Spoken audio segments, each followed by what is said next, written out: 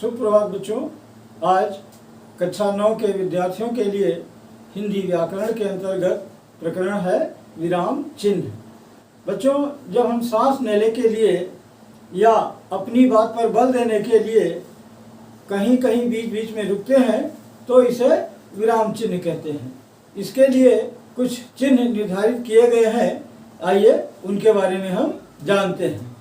Number 1 पूर्ण विराम, number 2 अर्ध विराम, नंबर 3 अल्प विराम, नंबर 4 प्रश्नवाचक, नंबर 5 विस्मय सूचक, नंबर 6 उद्धरण, नंबर 7 इकहरा उद्धरण, नंबर 8 कोष्ठक, नंबर 9 समास या योजक, नंबर 10 निर्देशक, नंबर 11 लाघव, नंबर 12 त्रुटिपूरक या हंस पद, नंबर 13 विवरण और नंबर 14 उपविराम।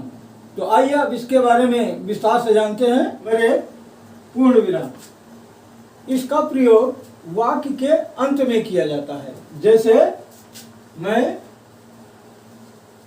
बाजार जा रहा हूं। अब देखिए ये वाक्य पूर्ण हो गया। अब इसके अंत में पूर्ण विराम का प्रयोग किया गया है। तो पूर्ण विराम का प्रयोग वाक्य के अंत में किया जाता है। अर्ध विराम,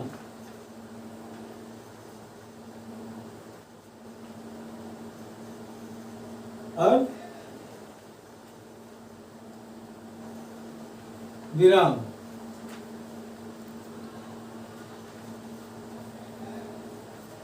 अर्ध विराम का प्रयोग वाक्य के अंत में पूर्ण विराम से जहां पहले कुछ देर के लिए रुकना होता है वहां हम इसका प्रयोग करते हैं। जैसे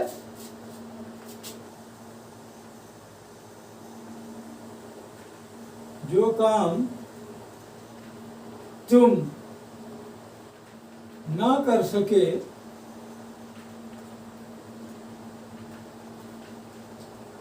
वह मैं करके दिखाऊंगा।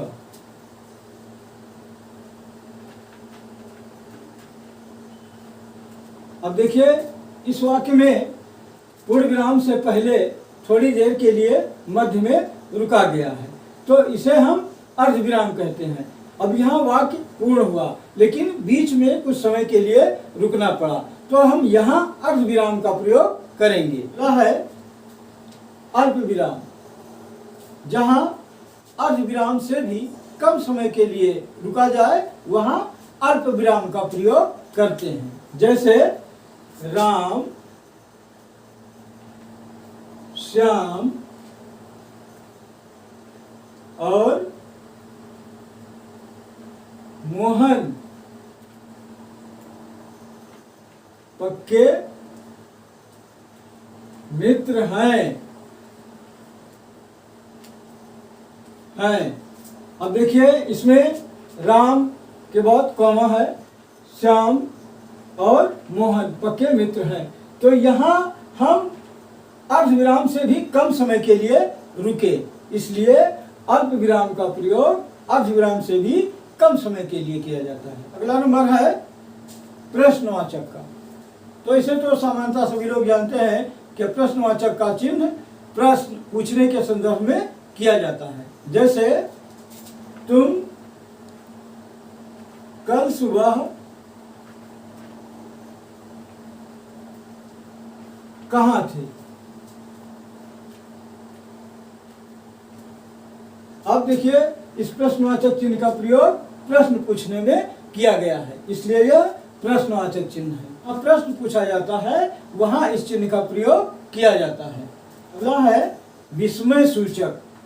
तो विस्मय सूचक का प्रयोग जहां वाक्य में हर्ष, शोक, घृणा आदि का भाव प्रकट करना होता है वहां हम विस्मय सूचक चिन्ह का प्रयोग करते हैं। जैसे नंबर 1 अरे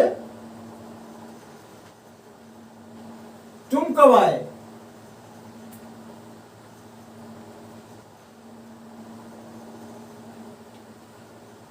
अब यहाँ किसी व्यक्ति को अचानक सामने देखकर विस्मय प्रकट किया गया है। जैसे अरे तुम कब आए, तो अरे के बाद यह विस्मय सूचक चिन्ह लगाया गया है। नंबर 2 है हर्ष। हर्ष के संदर्भ में वाह क्या सुंदर बाग है। अब किसी सुंदर बाग को देखकर अचानक हर्ष प्रकट किया गया, वाह क्या सुंदर बाग है। नंबर 3 है घृणा के संबंध में। जैसे किसी चीज को देखकर या किसी अनचाहे व्यक्ति को देखकर मन में घृणा का भाव उत्पन्न हो तो वहां इसका प्रयोग किया जाता है। जैसे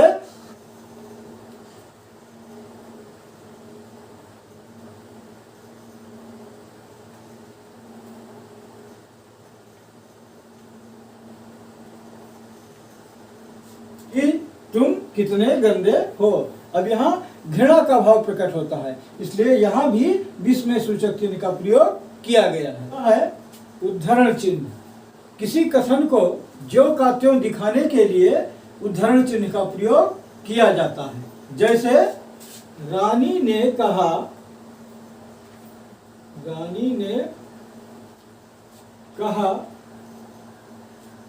मैं अपनी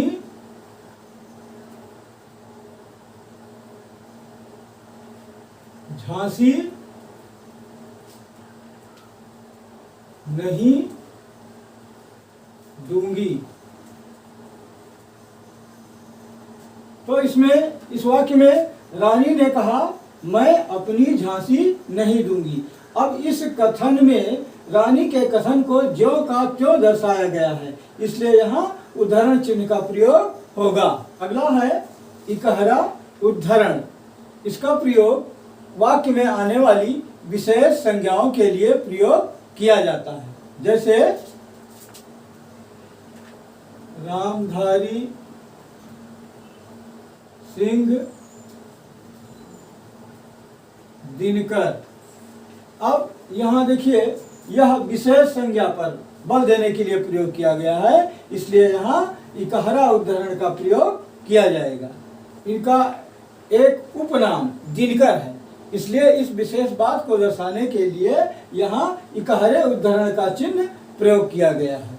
आज बस इतना ही। धन्यवाद।